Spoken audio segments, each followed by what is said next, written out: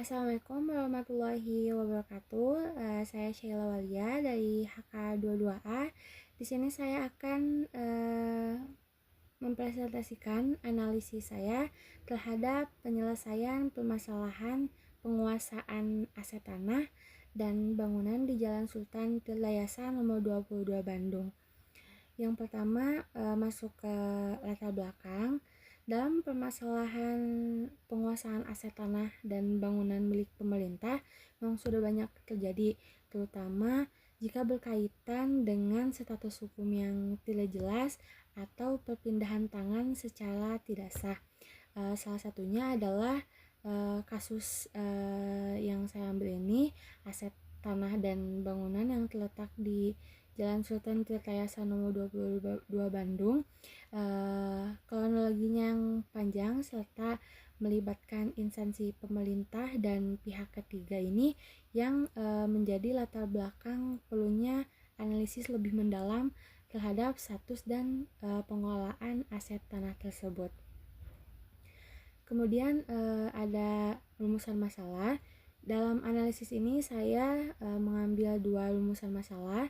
Yang pertama adalah apa saja permasalahan administratif dan apa saja permasalahan hukum yang timbul dalam pengelolaan aset tersebut. Dan yang kedua yaitu bagaimana langkah yang dapat dilakukan untuk menyelesaikan permasalahan penguasaan aset ini. Kemudian tujuan dari analisis ini yaitu untuk mengidentifikasi permasalahan-permasalahan yang timbul dalam pengelolaan dan pencatatan aset tersebut, baik dari sisi administrasi maupun dari sisi hukum.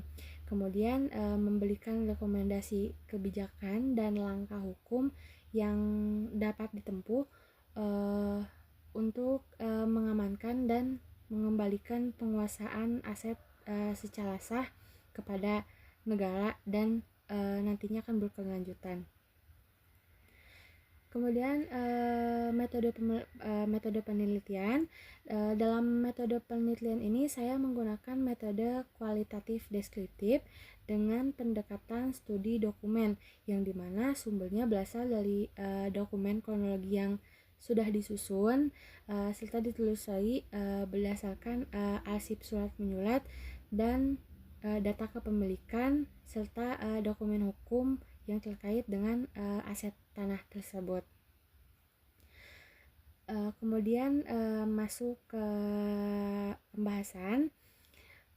Permasalahan yang timbul dalam pengelolaan aset ini yaitu berdasarkan dokumen kronologi aset tanah dan bangunan di Jalan Sultan Tirtayasa nomor 22 Bandung yang awalnya merupakan milik pemerintah yang dikelola oleh instansi pusat.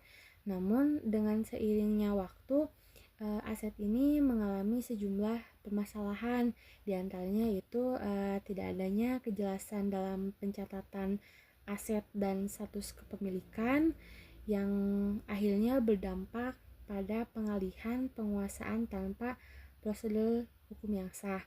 Kemudian adanya pihak ketiga yang menguasai bangunan tanpa dokumen pendukung yang memadai dan dokumen pendukung yang sah. Kemudian belum dilakukan pencatatan dalam daftar barang milik negara atau biasa disebut BMN secara formal pada beberapa waktu. Kemudian upaya penyelamatan aset telah dilakukan oleh instansi, akan tetapi ada hambatan hukum dan hambatan administratif. Yang terakhir adalah kesimpulan. Dari hasil analisis yang telah saya lakukan, ada kesimpulan yaitu penguasaan fisik aset tanah ini berada di tangan pihak ketiga yang tidak memiliki dasar hukum yang sah. Hal ini merupakan akibat dari lemahnya pengelolaan administrasi dan tidak adanya pencatatan resmi sebagai BMN. Kemudian permasalahan ini juga mencerminkan kegagalan dalam tata kelola aset negara, meliputi aspek administrasi, meliputi aspek hukum, kemudian tidak adanya tindakan yang tegas dalam jangka waktu panjang yang akhirnya menyebabkan kehilangan kontrol terhadap aset tersebut. Dan langkah-langkah penyelamatan aset juga harus segera ditempuh, bisa melalui sertifikasi aset atas nama negara, pendaftaran ulang ke dalam sistem BUMN nasional, atau tindakan hukum untuk pengosongan dan pengembalian aset.